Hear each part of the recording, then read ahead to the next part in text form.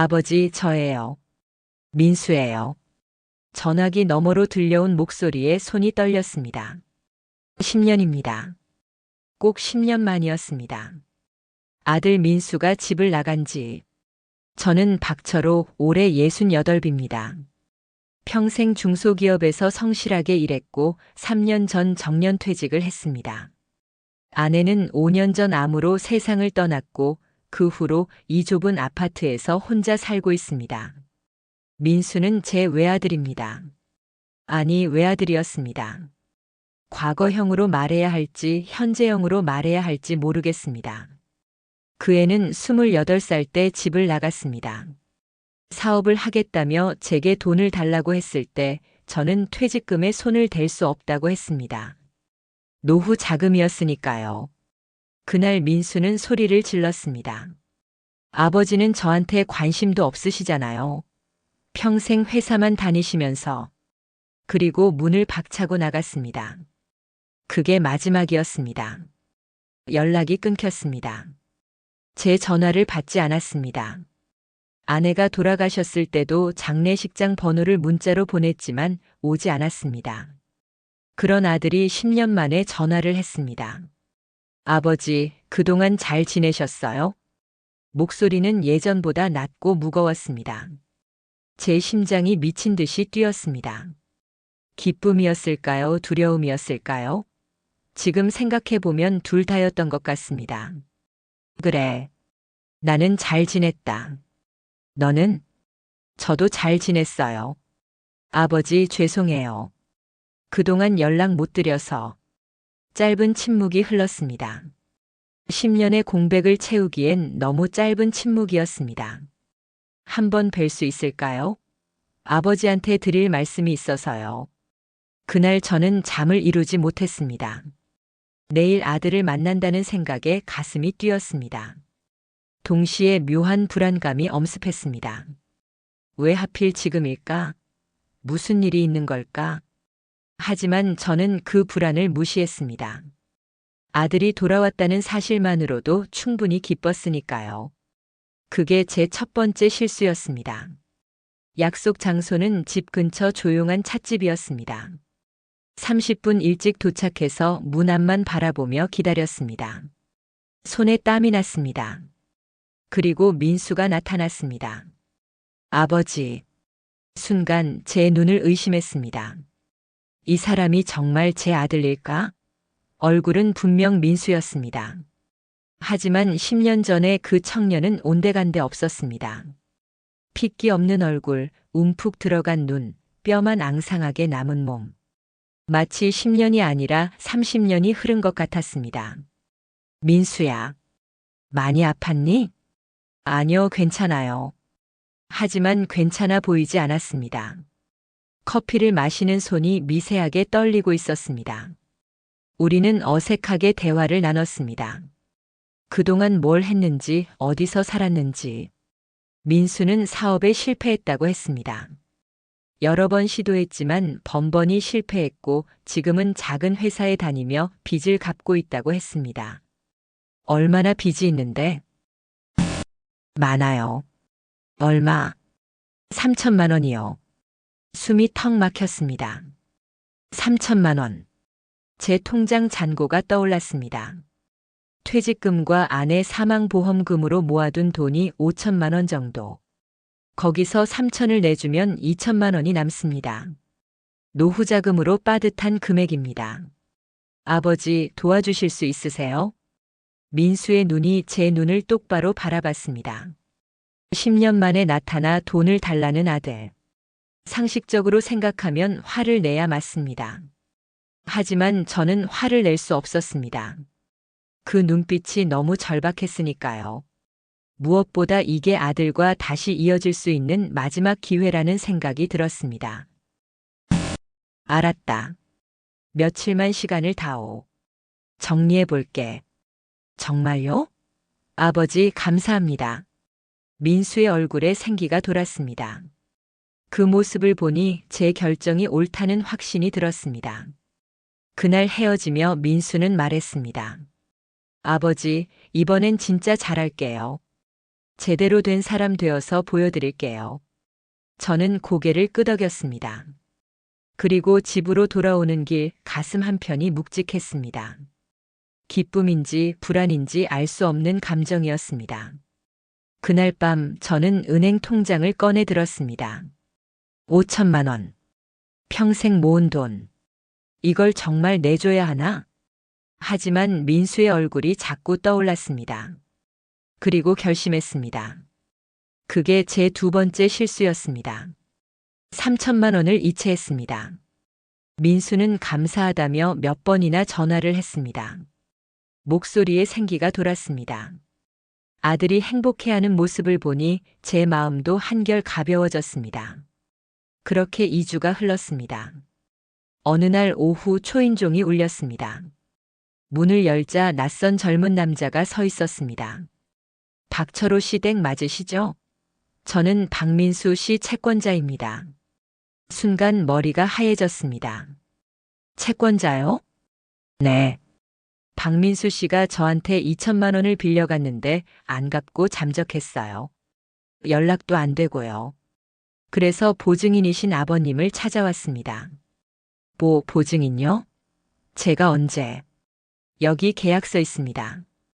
박철호님 도장 찍혀 있죠? 남자가 내민 서류를 보는 순간 식은땀이 흘렀습니다. 분명 제 도장이었습니다. 하지만 저는 이런 서류에 도장을 찍은 적이 없습니다. 이건 제가 찍은 게 아닙니다. 그럼 누가 찍었겠어요? 박민수 씨가 아버님 도장을 몰래 가져가서 찍었다는 얘기신가요? 그 순간 온몸에 소름이 돋았습니다. 설마 그럴 리가. 남자는 차갑게 말했습니다. 일주일 안에 2천만 원 입금하세요. 안 그러면 법적 조치 들어갑니다. 문을 닫는 남자의 뒷모습을 멍하니 바라봤습니다. 손이 떨렸습니다. 미친 듯이 민수에게 전화를 걸었습니다. 1번, 2번, 10번. 전화를 받지 않았습니다. 문자를 보냈습니다. 답장이 없었습니다. 그날 밤 저는 집안을 뒤졌습니다. 그리고 발견했습니다. 서랍 깊숙이 숨겨둔 제 도장이 사라져 있다는 것을. 민수가 가져갔습니다. 언제? 2주 전 돈을 받으러 왔을 때. 화장실 간다며 잠깐 자리를 비웠을 때. 이 자식이. 분노가 치밀어 올랐습니다. 동시에 배신감이 밀려왔습니다. 10년 만에 나타난 아들이 저한테 한 짓이 이거였습니다. 하지만 더 큰 문제가 남아 있었습니다. 2천만 원. 이미 3천만 원을 줬는데 또 2천만 원을 내야 한다니. 통장 잔고는 이제 겨우 2천만 원이 남아 있었습니다. 전부 내주면 저는 빈털터리가 됩니다. 그날 밤 잠을 이룰 수 없었습니다. 아니, 정확히는 잠들고 싶지 않았습니다. 잠들면 악몽을 꿀 것 같았으니까요. 그런데 상상도 못한 일이 벌어졌습니다. 다음 날 아침 또 다른 채권자가 찾아온 겁니다. 두 번째 채권자도 세 번째 채권자도 똑같은 말을 했습니다. 박민수가 돈을 빌려가고 잠적했다고. 보증인이 저라고. 도장이 찍힌 계약서를 내밀었습니다. 총액 7천만 원. 제가 가진 돈보다 훨씬 많은 금액이었습니다. 이건 말도 안 돼요. 제가 언제 이런 보증을 섰다고. 하지만 법적으로는 제 도장이 찍힌 이상 제 책임이었습니다. 경찰에 신고했지만 민사사건이라며 직접 해결하라고 했습니다. 저는 무너졌습니다. 완전히. 그리고 더 충격적인 사실을 알게 됐습니다. 어느 날 옆집 박 여사가 조심스럽게 말을 꺼냈습니다. 철호 씨, 그게 며칠 전에 민수라는 젊은 친구가 엘리베이터에서 통화하는 걸 들었는데요. 뭐라고 하던가요? 그게 아버지 통장에 얼마 남았는지 확인했어. 곧 다 빼낼 수 있을 거야 라고 하더라고요. 처음엔 제가 잘못 들은 줄 알았는데 머리를 망치로 얻어맞은 기분이었습니다. 민수는 처음부터 계획했던 겁니다. 10년 만에 나타난 것도, 눈물 흘리며 빚을 갚겠다고 한 것도 전부 제 돈을 노린 연극이었습니다. 그날 저는 민수가 다니는 회사를 찾아갔습니다. 채권자한테 들은 주소였습니다. 하지만 그곳에는 그런 회사가 없었습니다. 빈 사무실만 덩그러니 있었습니다. 모든 게 거짓이었습니다. 집으로 돌아오는 길 다리에 힘이 풀렸습니다. 버스 정류장 벤치에 주저앉았습니다. 지나가는 사람들이 힐끗힐끗 쳐다봤지만 신경 쓰이지 않았습니다. 내가 뭘 잘못했을까? 평생 성실하게 살았습니다. 가족을 위해 일했습니다. 아들을 대학까지 보냈습니다. 그런 제가 뭘 잘못했길래 이런 일을 당해야 하나요? 눈물이 났습니다. 68 노인이 버스 정류장에서 엉엉 울었습니다. 그때였습니다. 휴대폰이 울렸습니다. 모르는 번호였습니다. 여보세요? 박철호 씨시죠? 저는 형사 김동수라고 합니다. 박민수 씨 건으로 연락드렸습니다. 네. 형사요? 네. 박민수 씨 관련해서 조사할 게 있습니다. 내일 서에 한번 나와주시겠습니까? 무슨 일인데요? 전화기 너머로 형사의 목소리가 들렸습니다. 박민수 씨가 실제로는 박철호 씨의 아들이 아닐 가능성이 있습니다. 세상이 멈춘 것 같았습니다. 경찰서 조사실. 형사는 충격적인 이야기를 꺼냈습니다. 박철호 씨 10년 전 아드님이 집을 나가신 후 어떻게 지냈는지 아십니까? 아니요. 연락이 끊겨서. 박민수 씨는 집을 나간 지 2년 후 교통사고로 사망했습니다. 뭐라고요? 손이 떨렸습니다. 민수가 죽었다고? 8년 전에? 그럼 저한테 나타난 그 사람은 누구죠? 저희도 지금 추적 중입니다. 하지만 정황상 보이스피싱 조직의 소행으로 보입니다. 형사는 파일을 꺼내 보여줬습니다. 사진 속 젊은이는 분명 제가 만났던 그 민수였습니다. 이자는 조직원입니다. 가족 사칭 전문이에요. 특히 연락이 끊긴 자식을 사칭해서 부모님을 속이는 수법을 씁니다. 그럼 진짜 민수는 사망 신고가 되어 있습니다. 8년 전에요. 유품은 지방경찰서 창고에 보관되어 있고요. 세상이 무너지는 기분이었습니다. 아들은 이미 죽었습니다. 10년 전 집을 나간 지 2년 만에. 그리고 저는 그 사실조차 모르고 8년을 살았습니다. 왜 연락을 안 해주신 거죠? 연고자를 찾지 못했답니다. 박민수 씨가 신원을 밝히지 않은 채 사망했고 신원 확인에 시간이 걸렸다고 하네요. 그리고 보호자 연락처를 찾았을 때는 이미. 형사가 말을 흐렸습니다. 박철호 씨 부인께서 돌아가신 시기와 겹쳤습니다. 연락을 드렸는데 받지 않으셨고 문자도 확인하지 않으신 것 같더라고요. 아, 맞습니다. 그때 저는 아내 장례 준비에 정신이 없었습니다. 모르는 번호는 전부 무시했습니다. 그 사이 진짜 아들의 사망 소식이 스쳐 지나갔던 겁니다. 그럼 지난 2주 동안 제가 만난 사람은 완전히 남이었다는 거군요. 네. 죄송합니다. 죄송하다고요? 누구한테 죄송하다는 건가요? 저는 형사에게 물었습니다. 그 사람 잡을 수 있나요? 최선을 다하겠습니다. 하지만 조직적으로 움직이는 데다가 이미 해외로 도주했을 가능성이 큽니다. 돈은 돌아오지 않는다는 얘기였습니다. 집으로 돌아왔습니다. 텅 빈 집, 텅 빈 통장, 텅 빈 가슴. 저는 민수 방문을 열었습니다. 10년째 그대로였습니다. 책상, 침대, 옷장. 모든 게 그날 그대로. 서랍을 열었습니다. 민수가 고등학생 때 쓴 일기장이 나왔습니다.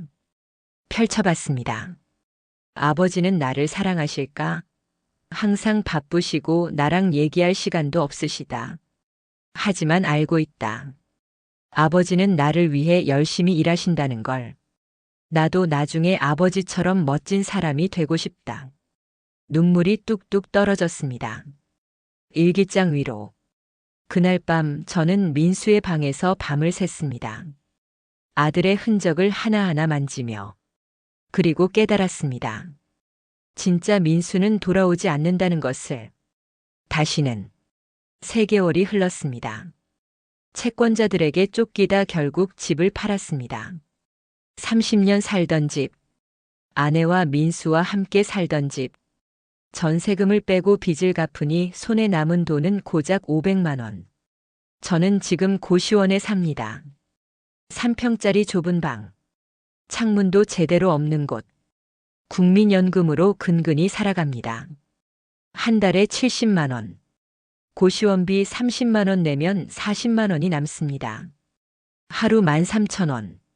그 돈으로 밥을 먹고 살아갑니다. 가끔 마트 앞에서 전단지 돌리는 아르바이트를 합니다. 시간당 10,000원. 68 노인이 할 수 있는 일은 그것밖에 없습니다. 어느 날 전단지를 돌리다 우연히 민수 묘지를 찾아갔습니다. 지방의 무연고 묘지. 관리가 안 돼서 잡초가 무성했습니다. 잡초를 뽑으며 말했습니다. 민수야, 아빠가 늦어서 미안하다. 답은 없었습니다. 바람만 쌩쌩 불었습니다. 너를 제대로 지켜주지 못해서 미안하다. 너랑 더 많은 시간을 보내지 못해서 미안하다. 눈물이 났습니다. 하지만 이제는 슬픔보다 허무함이 컸습니다. 내 인생은 뭐였을까? 평생 일만 했습니다. 가족을 위해서라고 생각했습니다. 하지만 정작 가족이 필요할 때 곁에 없었습니다. 아내는 혼자 힘들게 투병했고 아들은 혼자 외롭게 세상을 떠났습니다. 그리고 지금 저는 홀로 남았습니다. 아무것도 없이. 고시원으로 돌아오는 길 한 노인을 봤습니다. 지하철 계단에 앉아 구걸하는 노인. 저보다 나이가 많아 보였습니다. 손에는 종이컵이 들려 있었습니다. 그 모습이 미래의 제 모습 같았습니다. 500만 원. 이 돈이 다 떨어지면 저는 어떻게 될까요? 국민연금만으로는 살기 힘듭니다. 몸이 아프면 병원비는 어떻게 낼까요? 두렵습니다. 하지만 더 두려운 건 외로움입니다. 이 세상에 저를 기억하는 사람이 몇이나 될까요? 제가 죽으면 누가 슬퍼할까요? 그날 밤 고시원 천장을 바라보며 생각했습니다. 사기꾼을 원망해야 할까? 아니면 제 자신을 원망해야 할까? 아직도 답을 모르겠습니다. 다만 한 가지는 확실합니다. 10년 만에 나타난 그 사람이 남긴 것은 돈이 아니었습니다. 상처였습니다. 씻을 수 없는 상처. 그리고 그 상처 때문에 제 집안은 완전히 무너졌습니다. 지금도 가끔 전화벨이 울리면 가슴이 뜁니다. 혹시 민수가 아닐까? 하지만 이제는 압니다. 민수는 돌아오지 않는다는 걸. 오늘도 저는 마트 앞에서 전단지를 돌립니다. 지나가는 사람들은 저를 보지 않습니다. 투명인간처럼. 그리고 생각합니다. 이 나라의 노인들 중 몇이나 저와 같은 처지일까? 자식한테 버림받고 사기꾼한테 마지막 재산마저 털리고 외롭게 죽음을 기다리는 노인들. 우리는 누구를 믿어야 할까요? 아직도 그 답을 찾지 못했습니다. 아마 영원히 찾지 못할 것 같습니다.